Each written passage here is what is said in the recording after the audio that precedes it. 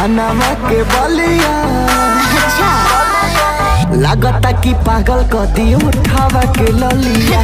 जान मारे ए हो रानी कानवा के बलिया।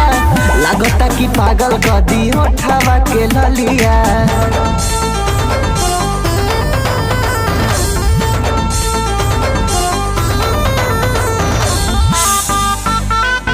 कानवा के